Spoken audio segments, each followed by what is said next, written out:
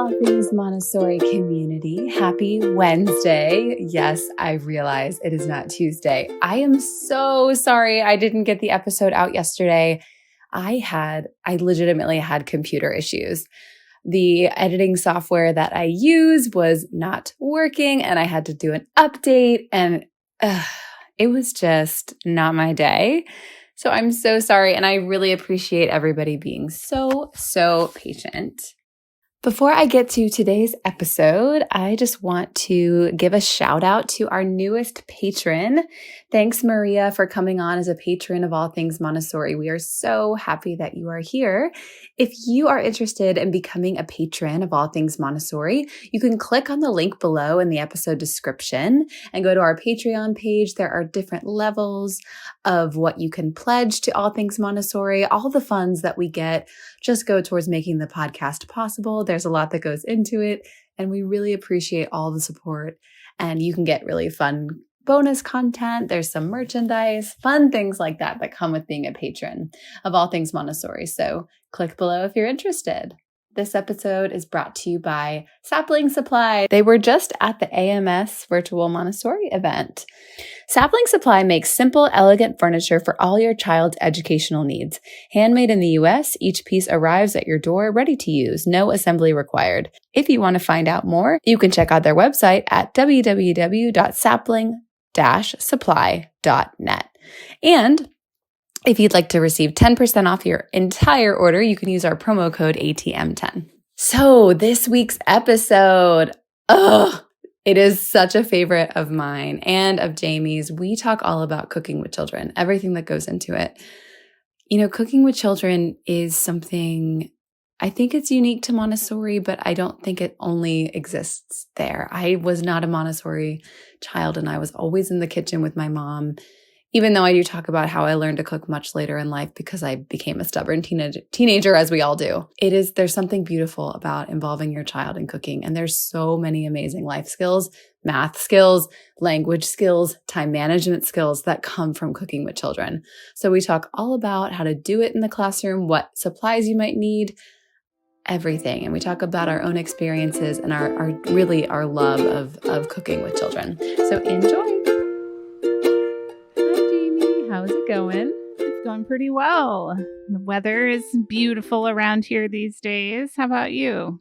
Oh, it's good. I mean, I don't know if the weather's necessarily beautiful where I am. It's really cold and really windy. But other than that, it's good. I feel like we're getting glimpses of spring, which feels very nice, very hopeful, like something new is on the horizon, you know? Yep. Yeah, it's coming, and the days are getting longer, which is super nice. And yeah, I tell you, I mean, I just think that, like, you know, the time that we're living in right now is hard for a lot of reasons. But winter was really tough. Getting dark earlier, couldn't do socially distant anything outside. Feel weird about going inside. It was tough. So I'm looking forward to warmer weather where at least we can go outside, a little bit more for walks and things like that. Totally. Mm-hmm. Yeah. So today we wanted to talk about something super fun that we both love in our own lives and also really incorporated into the classroom. We want to talk all about cooking with children. Yes, we're really going to talk about cooking with children. I think a lot of people, I mean, this is just an assumption that I'm making, but it's something I've heard, children are just going to make it a mess in the kitchen, or I can't really get anything done if they help. And yeah, that's probably really true. It will take longer and it will be a mess. But I think there are amazing life skills to be gained and amazing experiences to be had when you involve children with cooking. Yeah, it's a wonderful experience in so many different levels, and it's a really important skill, I think, for the children. So cooking should be a vital part of the classroom, but also children's experience at home. Yeah, I mean, if you just think about preparing a meal and like setting the table, like the whole thing, right? Like the ingredients you need to get, the recipe. Perhaps you need to go to the grocery store. What supplies do you need to make the meal? How many people are you serving? There's so many things that go into it.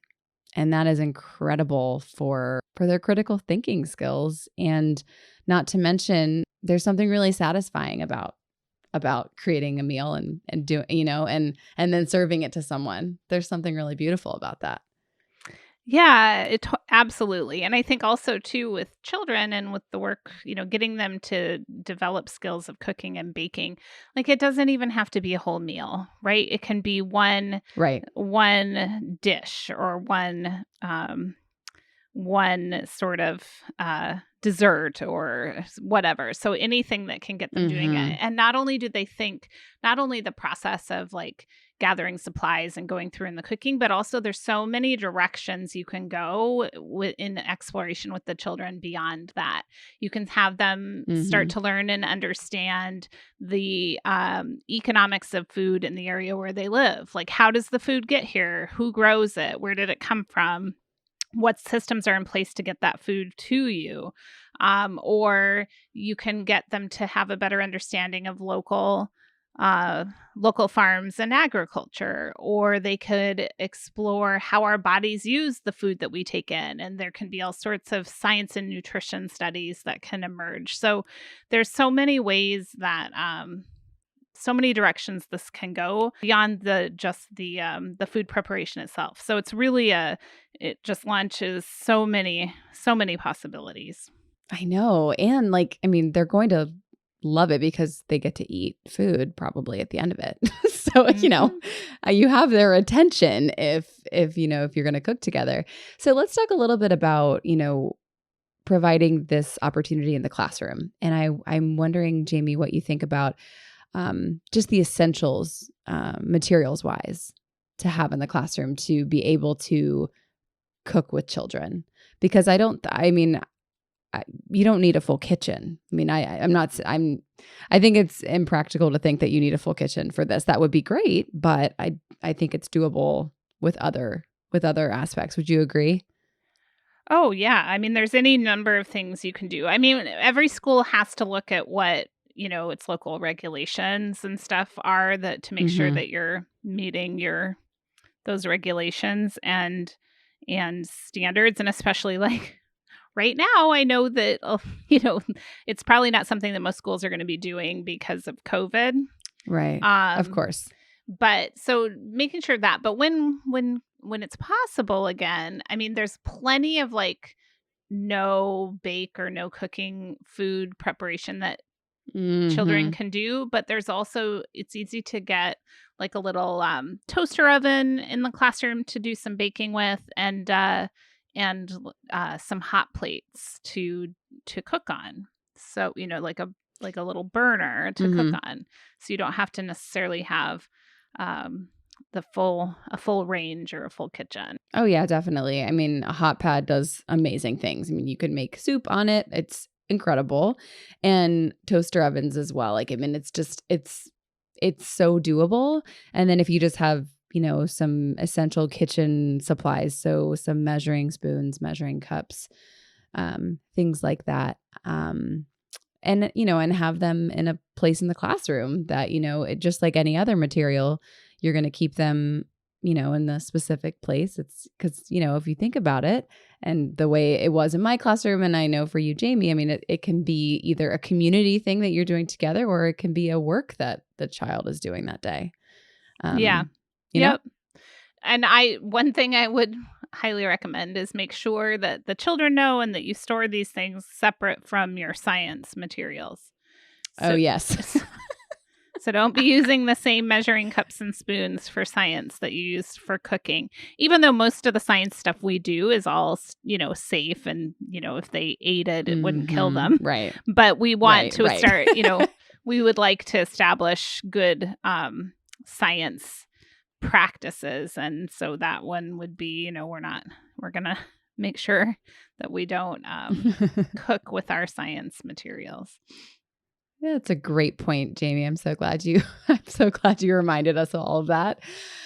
I think, as you're getting started with cooking with children, or if you're thinking about it, one thing to keep in mind is just simple at first. You don't need to, look at something really complicated and complex. No, I mean, soup is a great starting point.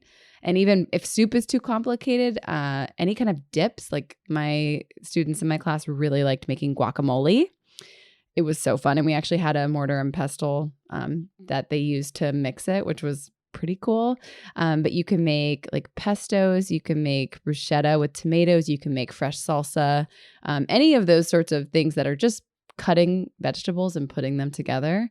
That's a great starting point too. And then of course there's the baking of bread, which, a lot of primary classrooms have, but they can continue to do that. In elementary, I remember when I had some 6-year-olds coming into my class, they were just asking me so much if they could make bread. And for some reason I thought, I don't know, like, was that a primary thing? Like, I don't know if they can make bread. And I kind of had to think about it for a second. But then I let them make bread. It was fine, but I had to stop and think for a second. I don't know why I had that hesitation. But they missed it from their primary and they brought it into elementary. And what I found is they researched different loaves to make. They got really into braiding the dough and different types of dough. So it became more complex because they were, in the second plane. So they were thinking in those ways. So you tell me about the kind of breads you guys did.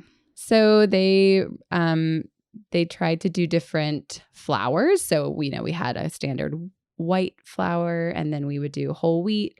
And then I actually don't eat gluten, so they would we had to, well, it didn't really work out, to be honest. Gluten-free baking that's a whole different podcast, and I don't even want to get into it. But we tried that once. It didn't really work very well. But then they would do infused doughs, so putting herbs in doughs or fruits in some of the bread dough. And then they really got into the just the design. One of my favorite things they ever did. Elementary children, they're fascinated by animals and all sorts of things. And I had a group that was really obsessed with trilobites, which is a prehistoric creature. I don't think this is uncommon for elementary children to be into these amazing creatures that used to rule the planet. But they made bread shaped like trilobites. And it was awesome. That's hilarious. I love it. I know, it was amazing. Yeah, so it really just sort of, when I was hesitant about it, just thinking, I don't know if this is appropriate for elementary, which I don't know why I thought that, but then they really took it and really put an elementary lens on it, because they went on all these different directions. So yeah, and it's easy to do. I mean, like, you can do yeast breads that require, a little more. Well, everything has to rise and all of that, but also just some quick breads too can work really well. Yeah. And the nice thing about quick breads, especially if you're using a toaster oven, it's even more efficient to just put them like in muffin tins, and it'll cook. Mm-hmm. They'll cook pretty quickly and effectively in a little toaster oven or convection oven. So those are great resources. I mean, cooking was a part of the culture of my classroom quite strongly, or the school where I worked. So there was quite regularly cooking or baking going on in all the classrooms, elementary and primary. And it was always an option, not just for preparing a snack or a meal, but also as a sort of just as a work, as a follow-up for different lessons. So cooking often happened around the study of different cultures. If the children could cook a traditional dish from that culture, something from, a historical dish, they really loved to have that be part of their work as well. Oh, that's awesome. That's such a great outlet and just an extension of their other work. Yeah, that's amazing. I can see how that would just really capture their attention. Yeah, so fun. Awesome. So much fun. And it can get them like interested in in learning more about what they're learning, because if the idea is that they get to cook and eat some food around it, that's super exciting. So yep.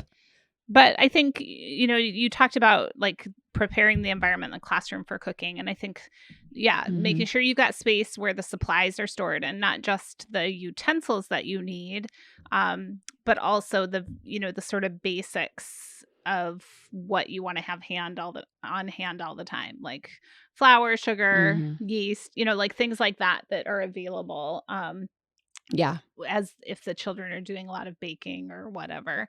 Um, Mhm. and then there's just a whole slew of presentations to prepare, so that children can be successful in the work. So just like we orient them to the checkerboard, and then we start with naming, getting them to be able to read numbers on the checkerboard and understand the value. Like, we have all these series of little steps to help them become ready to just use the checkerboard for long multiplication. The same is true Mhm. for cooking or baking. There's a series of sort of preliminary, lessons and experiences we need to give them so that they can be successful, because we can't assume that they know anything. I'll never forget my first, no, second or third year of teaching. Um, and I always did a camping trip with the children every year. And on the camping trip, all the children they have different, small groups of children that are responsible for cooking every meal. So everybody gets to cook a meal, when we're away on the trip. And Mhm. one morning, we'd cleaned up breakfast, and the lunch committee was getting lunches ready because we were going to be gone all day, and we had to pack some sack lunches. So they were making sandwiches. And this one little guy, this one little 6-year-old, maybe he was 7 by then, it was the end of the year, and I just hadn't known. He's trying to make peanut butter and jelly sandwiches, and he's holding the knife in his fist, and Mm. he's digging it into the peanut butter, making a big mess, and then just destroying the bread while he tries to spread it. And I felt so bad for him, and I was like, "Oh my gosh, I haven't helped him develop the skills he needs to be able to do this successfully." Like, that was a big Mhm. oversight on my part. Like, I should have made Mhm. sure he knew how to spread peanut butter on bread, and he didn't. I Yeah. assumed he didn't, and that was, we of course can't ever assume anything. And so I showed him how to do that. But that's the same kind of thing that has to happen in the classroom, right? That you can't assume that they've had these experiences, even though they've, I'm sure, been around cooking and baking and things. So you want to show them. You want to show them how you fill a measuring cup. You want to show with the dry Mhm. ingredients. You want to show them how you do it with a wet ingredient. You want to show them, how to hold a knife. You want to show, Yeah. how to use a knife, for different types of materials. What does it mean to whisk something? I love that Schitt's Creek episode where they're cooking, and Oh my God, and fold in the she's like, cheese. "What does fold mean? What on earth?" Um, but like, I know, right? Like, that's like what the So good. we can't assume they're going to know the language of cooking and baking. So, Mhm. if you haven't done a lot of cooking and baking in the classroom and you're excited to try, I really encourage you to step back and really break it down. I mean, you don't want it to be boring for them, but you want to break it down into so that they can learn the skills, and you might do more of it for them because they'll also learn from watching you. Those Yeah. mirror neurons that we have, uh they do fire. That means that when we watch someone do something, that part of our brain that would fire when we do it is firing. And so having them watch, for the parts that they don't know how to do yet, is really valuable and important. So, I think I've seen teachers jump into cooking and baking with children without thinking through a lot of this, and then it can be, um, uh, maybe mildly frustrating, at Yeah. best. And And messy. yeah, so it's um, just something to sort of, consider as you're thinking about doing it, and the parameters around it in the classroom too. If Right. I never had a kitchen, in the school, really, in the schools I worked in, and so all the cooking took place in our classroom with hot plates and things like that. And so you just have to set some, guidelines and parameters around that, like you do for anything, like you do for the watercolors in your classroom, like you do, anything that is gonna, you know take up a little more space than, the Rex and tubes on a table or whatever. Yeah. And I also, I think it's so important to show them these kitchen and life skills because I think a lot of people who I've known in my life, later in life, there can be a lot of insecurities around the kitchen because perhaps you didn't learn when you were younger, or then you feel like you can't learn now because you're an adult and you're too old. So you just don't cook. You don't even try. Um, and I think introducing that at a really young age, something as simple as this is what a tablespoon is, or this is how you fill a measuring cup, or this is how you drain something, this is how you whisk. I mean, they are very simplistic in nature, but it can make someone feel really small if they don't know that and they're an adult. So I think it's such a gift to show children when they're young, you know? Yeah, well, and I've worked with a lot of adults over the last 12 years, and I cook with all of them. And Hmm. there are plenty of adults who don't have these skills. So if you're one of Yeah. those who don't have experience with a lot of experience with cooking and you want to bring it to children, the fun is that you can learn alongside them. And there's great like video resources to support Oh, you yeah. in learning a lot of these skills. You can find things that are going to guide you through step by step how Yeah. to do something. And cooking and baking is something truly that you really learn with experience, and you get better Hmm. at knowing the details of it the more that you do. So Absolutely. Absolutely. And it's really trial and error because if it tastes bad or maybe something got burnt or something didn't turn out, then you're seeing the result right there. You do get better and better with time. And if you are new to it, what better way to learn than alongside children who are so forgiving mhm. and are also learning it at the same time. So it's a really beautiful, beautiful experience. I myself did not learn how to cook until I was 21. My mom and my sister are amazing cooks, and I just was super intimidated growing up, and I love them so much, and they tried to teach me, but I guess I was stubborn.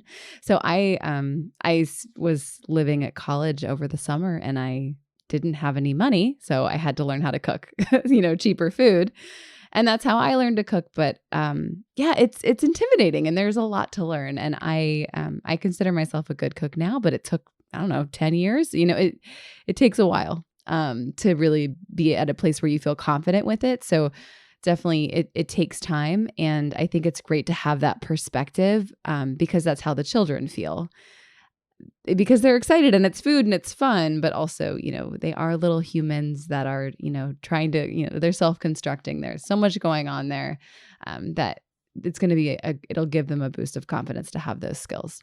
And Yeah. then to present it to their friends, or, maybe you have parents in the classroom, or you give a tray of biscuits to a neighboring classroom. It's so beautiful. And one of my favorite things. It's so fun. And there's so many other skills that can be tied along with it. So, like my younger daughter, I remember she was struggling to really get fractions for whatever Hmm. reason.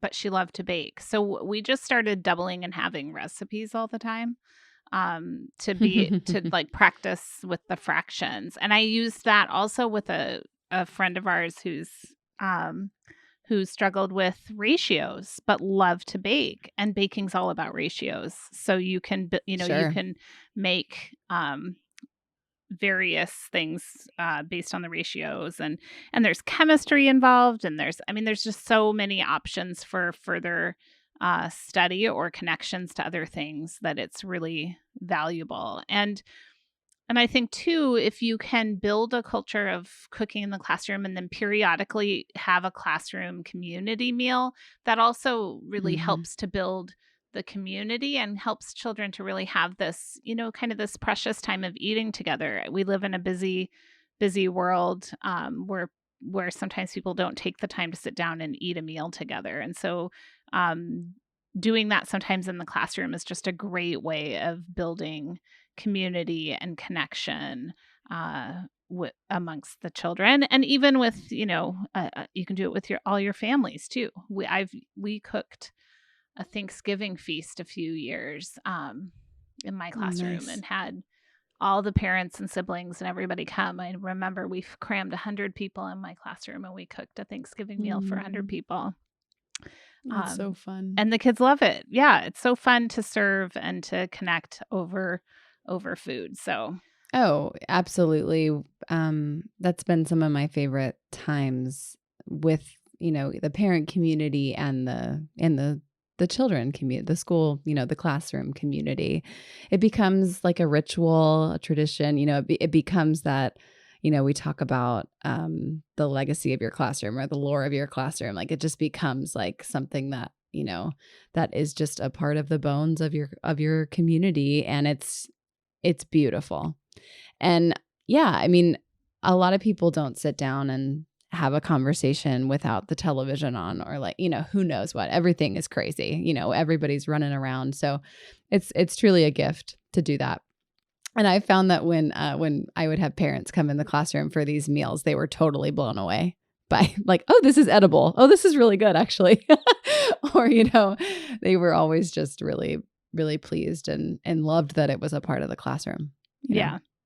Yeah, it's a great community builder beyond, even beyond just the classroom. Yeah. And so at home, it's I really have always encouraged parents with elementary children to really increase their responsibilities in the food preparation at home. So, I always encourage parents to have their children make their own lunches or participate in making their own lunches.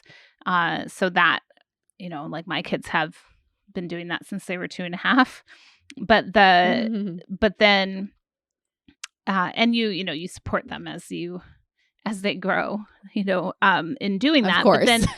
But then in the, as far as in the elementary, like you can work up to giving them responsibility for cooking a meal every week for the family, and also then even layering in the budgeting and grocery shopping responsibility. We have $30 for meals this weekend or whatever. You can have that be part of their experience as well, and they get practice with understanding how to shop and effectively get the food they need. And the best thing to do is, just be working alongside them so that they can learn from you and learn those skills, and then ultimately have the independence to be able to do cooking all on their own. I don't know, it creates this sort of mentality of how can I help, at home? Like, how can I help with dinner, or how can I, what can I do, or what can I provide? It creates that we're all in this together, creating a meal together. It doesn't fall on, the mom or the dad or whatever. Mm-hmm. And why don't you get the salad together? Making a salad is not complicated. You have to cut things, and you got to know what goes in a salad. Like, you shouldn't put like bananas and kale together, maybe, you know what I mean? There are definitely some stepping stones to get there.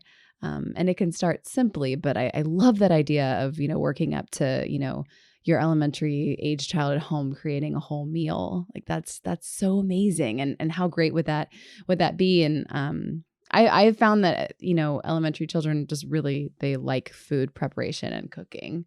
And I think that's a real possibility. So, it can start simply with, I'll take this portion. That's how it always was in my house. Like, I'll make the salad dressing, or I'll make the rice, or, segmenting different pieces, or I'll set the table, or I'll clean up, just all pitching in for the same thing.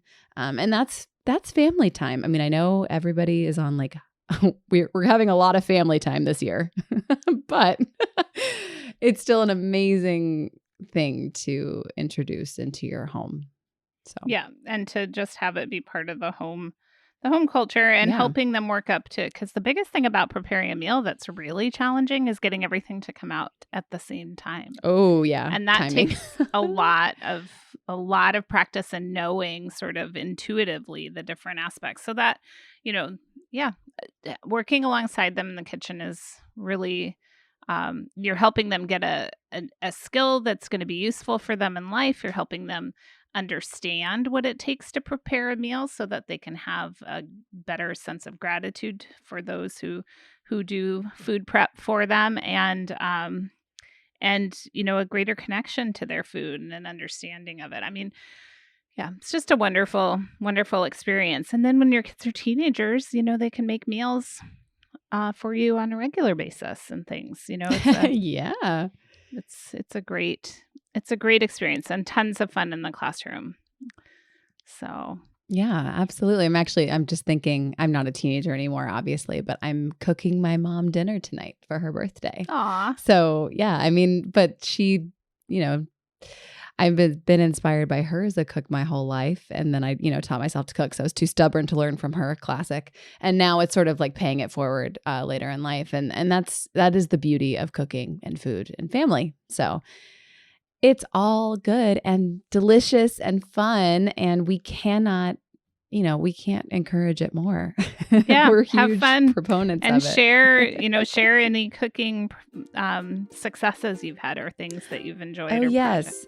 And yes, any recipes too. I'm always looking for new fun recipes that are, simple and relatively healthy to try out with children. So yes, please share. We would love to see and hear.